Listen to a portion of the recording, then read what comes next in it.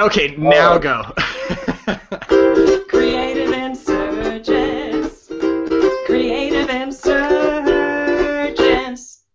Hey everybody, this is Cory Huff with theabundantartist.com, and this is the Creative Insurgents podcast. And this is Melissa Dinwiddie with livingacreativelife.com and also with the Creative Insurgents podcast, where we talk about living a creative life according to your own rules. Yay! So, Melissa, it's been an interesting couple of weeks for both of us. You just got back from this amazing event with Patty Dye. I did. Patty Dye's Design Your Life Camp, which was unbelievable. It was. I don't even know how to describe it in words. It was such an incredible experience to be surrounded by so many open-hearted, generous, creatively inspiring people. About 150 people in one room, just all there to get inspired and share our generosity. And who knew that it would be my audience of art buyers, too, on top of that. Awesome. We'll talk more about that a little later in the podcast. Things have been interesting for me, too. I finally finished the research for my book. Yay! And so I started writing about 2 weeks ago. I'm getting up every morning at 6:30 in the morning and writing for 90 minutes before I start the rest of my day. Awesome. It's the first time I've ever done anything like that, and it's exhausting. But it's totally worth it, and I'm making tons of progress. So more about the book in later podcasts, but that should be out hopefully the beginning of the year. Fantastic. Awesome. So, hey, we have a couple of really cool guys on the podcast today, Ethan and Patrick from Art250. Yeah. And if you don't know, yeah, I'm really glad you're here, guys. It's my pleasure. If you don't know about Art250, you can check them out at art250.com.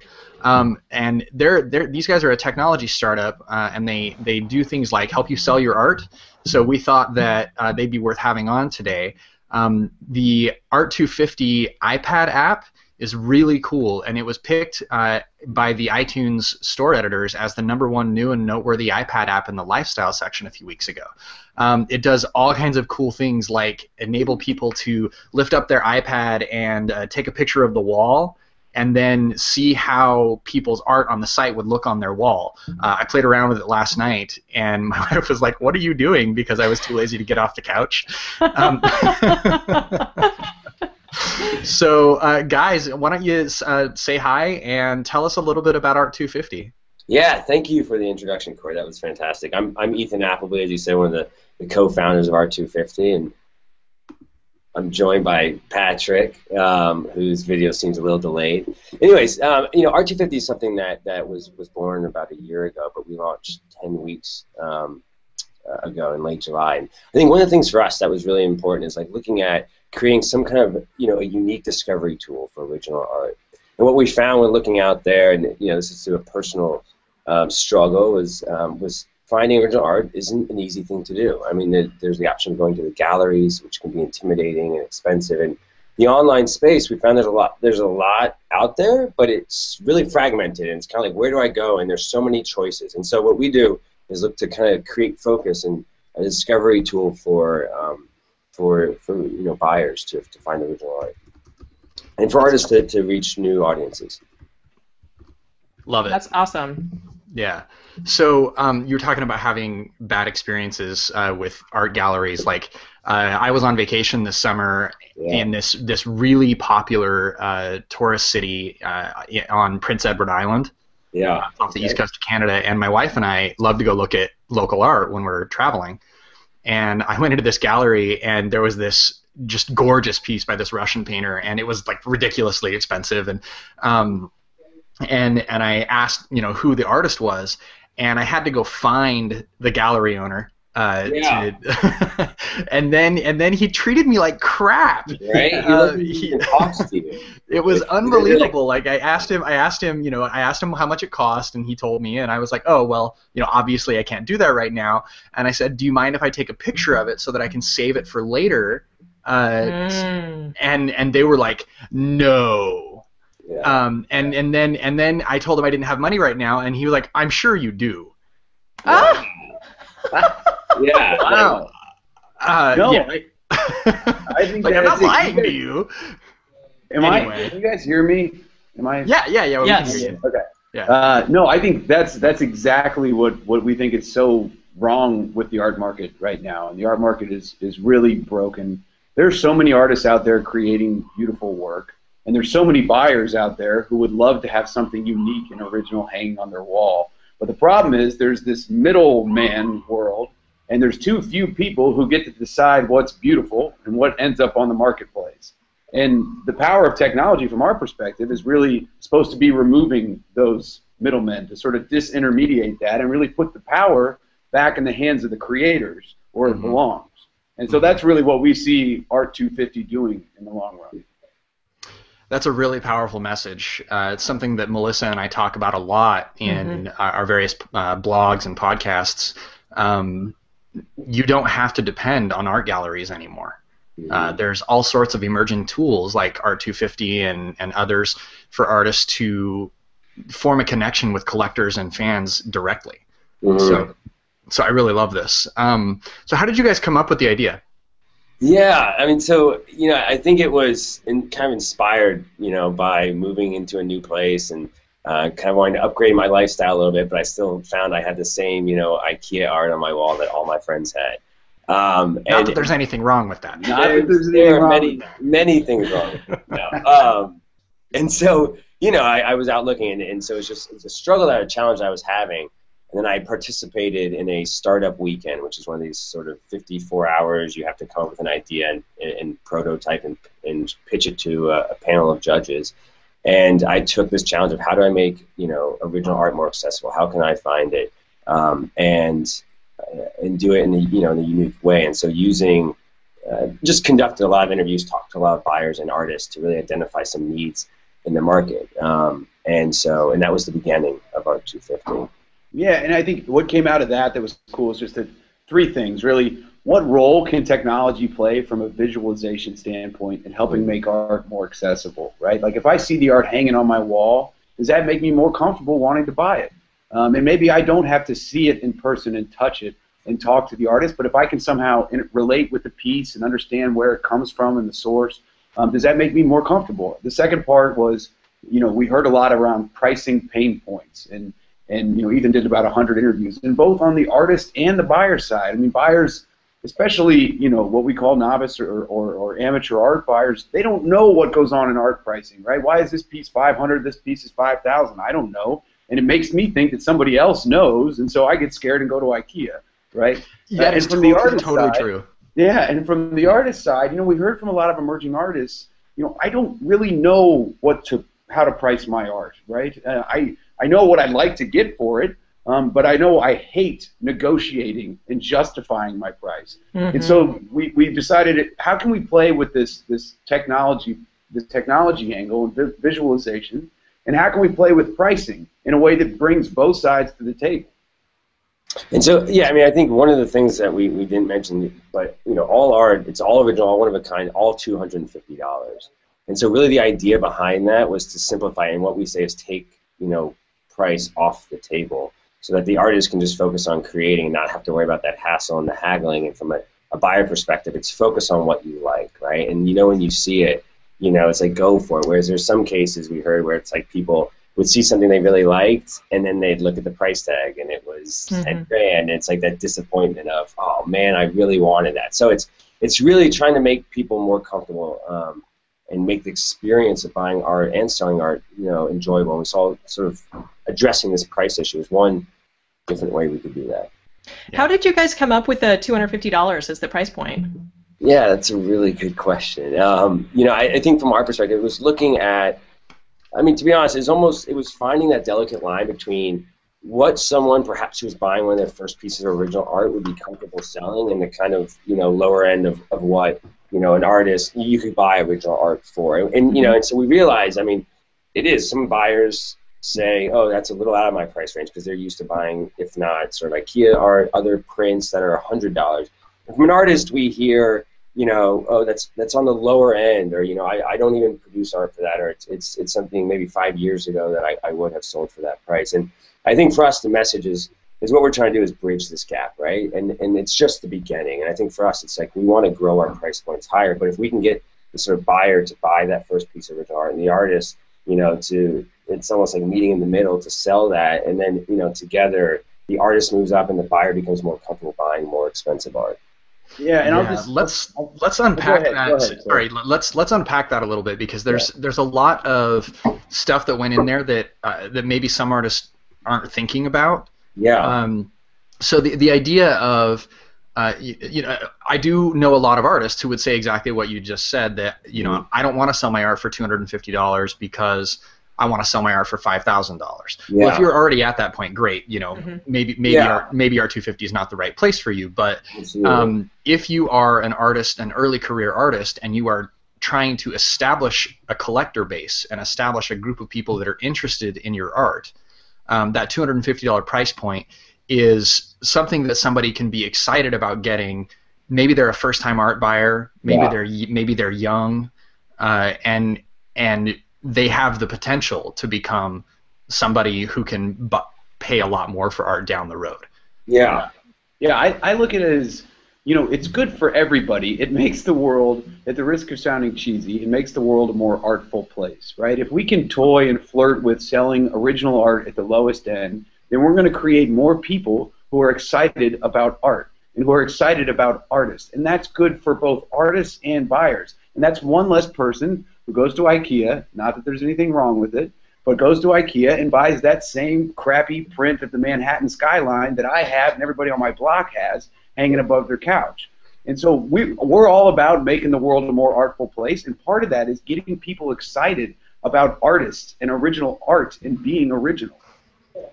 Yeah, absolutely. Well, the other thing is, even if you are an artist who's selling paintings for $5,000, there might be something that you might be interested in making that would require less investment on your end that would fit in that $250 price range, right? I mean, or and $60 having price point. Banksy was just selling originals for $60 in Central Park this past week. Right. Yeah.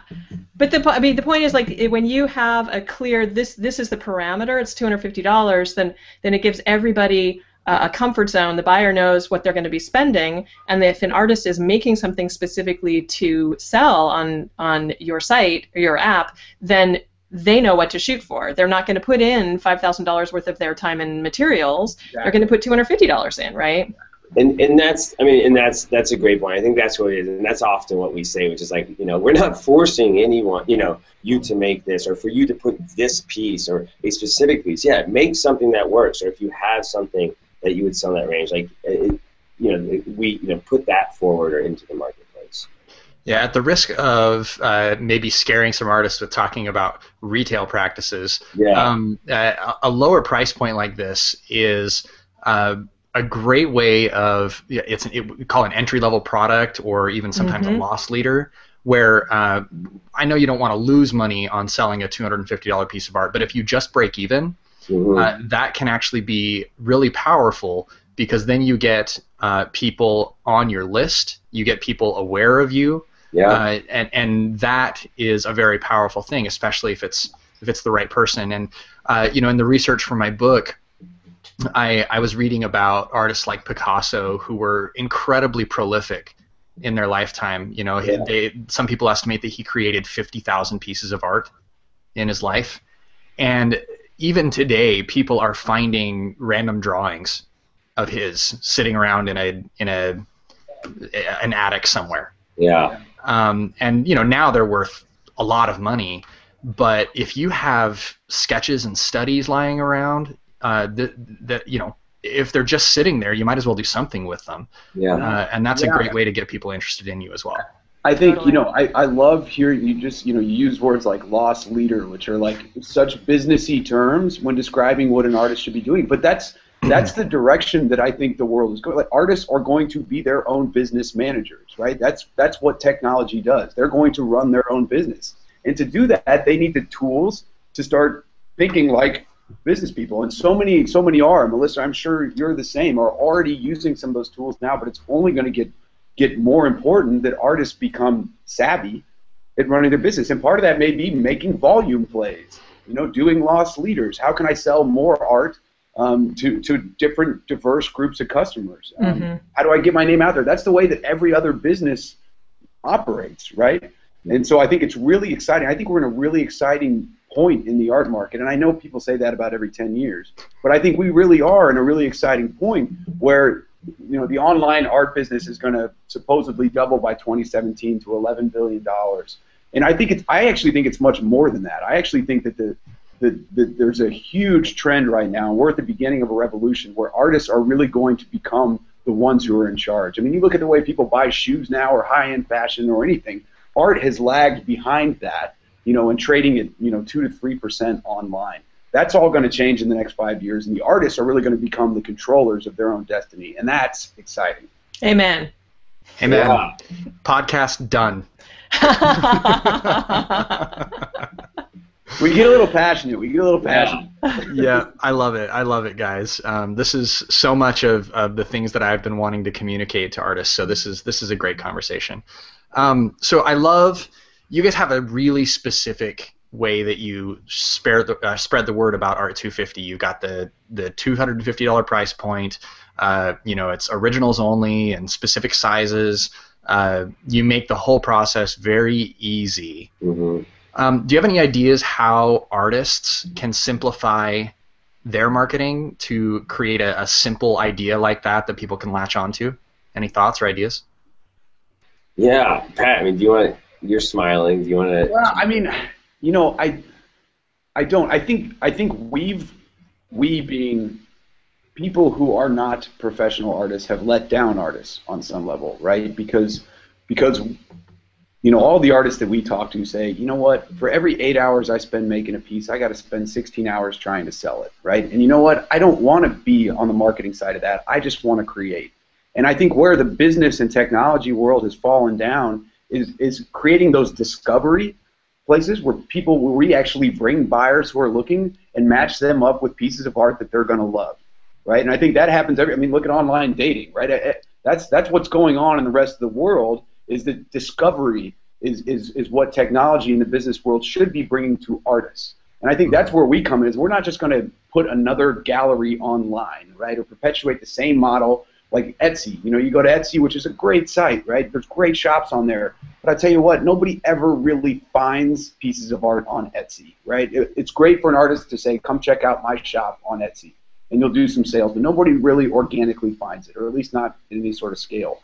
And so I think, I guess my answer to your question would be, you know, yes, it's on the artist to some extent, but it's also on us to enable those artists to keep creating and provide them the discovery marketplaces that bring these two sides together. And so I don't know, that doesn't really answer your question, but we see that as what we're trying to do at Art250. But maybe to help answer your question a little bit, I mean, I think one thing that they could do is the idea of simplifying their price. And I mean, you know, we've chosen 250. They don't have to do that. Maybe they choose 100. Maybe they choose 3 different levels. But I think this idea of simplification in price helps them in reaching out to a new buyer base, just to it doesn't have that buyer remorse and that negotiation. So I think that's one piece of advice I give to artists, is just look at, you know, whatever works for you, but look at maybe simplifying in some way your pricing model. And I think the other would just be, I don't know if it's simplifying, but like taking, you know, a first step into like the social media. I mean, Pinterest is a great tool. I'm sure you guys talked about this. Or like Instagram and showing the process. But I think, you know, you always hear people talk about the process. And so I think by simplifying it, maybe it's just, you know, pick one sort of social network avenue, and I think Pinterest and Instagram would be 2 of the better ones, and play with that. And put pieces of your art up. Put pieces of your art up on Pinterest. When we do that on our Facebook page, we put a piece of art up. I mean, it is by far and away more popular than any witty thing either of us would ever put up, right? Just put up. We're pretty witty people. Yeah. Halfway witty thing that we could ever come up with. People share that because it's beautiful. We're lucky enough to be in a business where we are an inherently visual product that we're trying to sell. Put it out there. Let people see it. Yeah, absolutely. Let me ask you guys this. So you mentioned that there's a lot of other online galleries, a lot of Me Too businesses on the web when it comes to art. Why do you think so many of them do such a poor job of helping with discovery and helping with presenting the art? Yeah, I'll take a stab at that, Pat. You can jump in. I mean, I think part of it is because it's a very direct translation of like utilizing technology for maybe a gallery. So it's essentially uploading work online and organizing it by things like genre and medium and color. Perhaps that makes sense to you or that people who are very familiar with the art space, but it doesn't mean a lot to someone who's just stepping in for the first time. An interesting analogy I came across was a company in San Francisco. It's Blue Bottle Coffee. And they, on their website, they used to do where they, and you see this everywhere, it's like Ecuadorian coffee or, Hungarian coffee, and you're just I have no idea what that is. What does that mean exactly? So it's kind of like modernism and postmodernism, and it's kind of like, what does that mean? I just want to find the coffee I like, or I just want to find the piece of art that I like. So they started describing it in ways of like how you brew your coffee at home, or if you drink coffee, like what do you kind of like, and something that like you could relate to. So I think that's like the challenge out there, is that a lot of the online sites have just taken a very literal translation and thrown a lot of art online and categorized it as it's usually done, which just, it makes it hard for someone to kind of navigate through, especially if it's early on in your collecting career. Yeah, I totally agree with that. And I think it's been a symptom of sort of perpetuating the model that already exists, right? So everybody comes at the online art world as just sort of a version of a gallery online. The problem is that's not going to really bring any more buyers to the table. That's not going to make the world a more artful place. And that doesn't help me want to buy original art faster. And so I think discovery is really hard, right? It's easy to sort of take a brick and mortar model and put it online. The discovery piece is really hard. And I think that's where we really want to try something totally different. Let me ask you this. I know that there have been a number of you guys are down in Silicon Valley where all the technology startups are. Yeah. And there have been a number of art-based startups that have received big money, big venture capital money. Yeah. Why do you think that is? Because I know most artists that are watching this probably have no idea that this is happening. But there are companies that have received $10, $20, $30 million to create companies to sell art online. Yeah. So it's sort of one of those industries that technology experts are looking at and saying there's a lot of opportunity here. Yeah. So I guess two questions. What does that mean for artists, and why do you think it's happening? Yeah, Pat, do you want to take a first stab at that?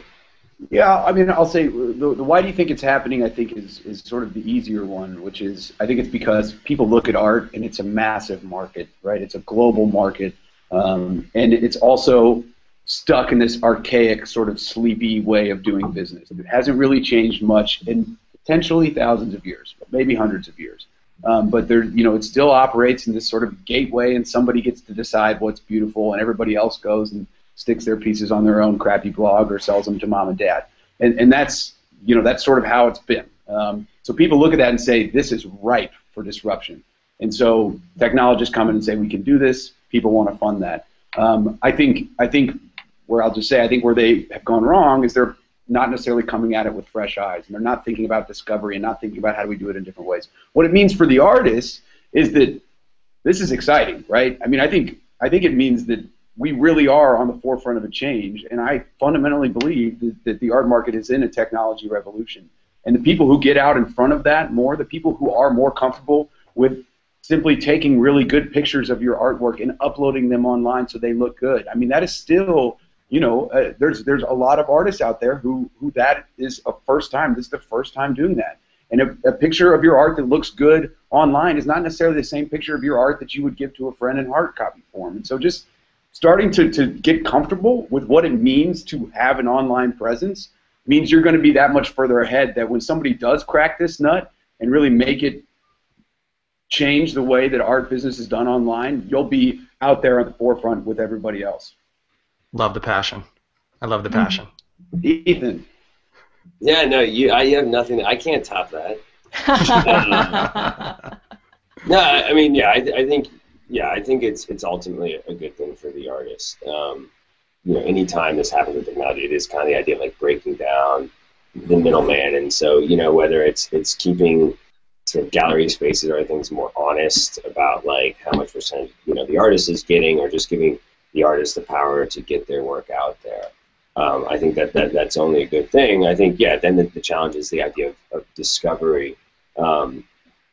Because, equally, I think that, what happens is that, it's easy to create a Tumblr account or something else, but what happens is then it's fragmented. And so again, it's like, how do I get people to come to my site? I want it out there, so it's easier to have a presence. The question is, how do you work with that, and how do you, again, focus on creating and not have to spend all your time marketing? And so that's where, again, we're looking at this as like, we want to create a marketplace that utilizes technology in a really cool way to help empower artists, but really like lets them, focus on creating, not on having to really, put the sales hat on, put the agent's hat on. Cool. Well, guys, thank you so much. This has been a great conversation. I wish you the best of luck. I used to work at a technology startup. I know how it goes. So good luck, guys. I know that you've got a million things to do, so we'll let you bounce unless anybody else has any questions. Thanks so much for having us, guys. Yeah, this has been a blast. I appreciate it. Thanks a lot, guys. Good luck. Whew. Those guys care a lot about art. They are passionate. You can feel it. It's awesome. So, Melissa, I have a question for you. Yes. You mentioned at the top of the podcast that you just got back from Patty Dye's event, and you took something away that you hadn't previously known. So tell us a little bit about that. Yeah, well, so interesting, Cory, because as you know, I built up a business selling art as a ketubah artist, a very specific niche, Jewish marriage contracts. But to feed my own soul, in the past few years, I've been making art for me, which is really, really different from the ketubah art that I make. And when I first started making my little pieces, which I call Art Sparks, I sent them out in a not quite daily newsletter for several months, and then ended up stopping that, got bored with it, and made a couple sales, but just put it aside because I was working on other stuff. So I've got like 200-something pieces of art sitting around, mostly in drawers. Said every artist ever. And they're small, and when I found out that there was an opportunity to rent a space at a marketplace that we're having for the attendees at the event, and it was only $10 to rent a quilt space, I thought, well, what the heck? Might as well pack up my art in my suitcase. The tiny pieces, even 150 small pieces can fit in a little portfolio. So I brought them and I spread them all out, or not all of them, but a whole bunch of them on a big black sheet, and lo and behold, they sold really, really well. And it was the first time that I'd put these particular kinds of works out on display, because they're on paper, and normally in order to display them in a gallery or at a show somewhere, I'd have to frame them all, right? And so these were unframed little small pieces, like you can see behind me on my drafting table there, and it was incredibly validating. There's nothing more validating for an artist than when people want to buy your work. And I came home and thought, okay, I guess I found my tribe. I guess I found, I talk all the time with artists or anybody who wants to sell what they're doing and make an income from what they're doing. You need to find your right people. And boy, apparently I found my right people at Patty Dye's Design Your Life Camp. So that was incredibly validating.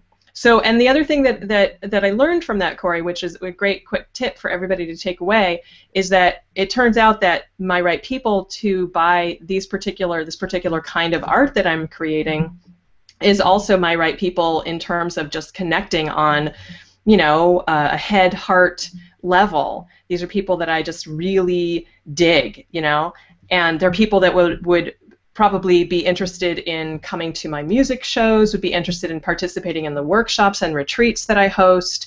And so that was sort of, a light bulb that went off over my head. And so it's a tip that I would offer to any artists out there is look at that Venn diagram, the intersection between the people that you just dig and connect with in your world, and people who might be a good, the right audience for your work. And there might be an intersection there.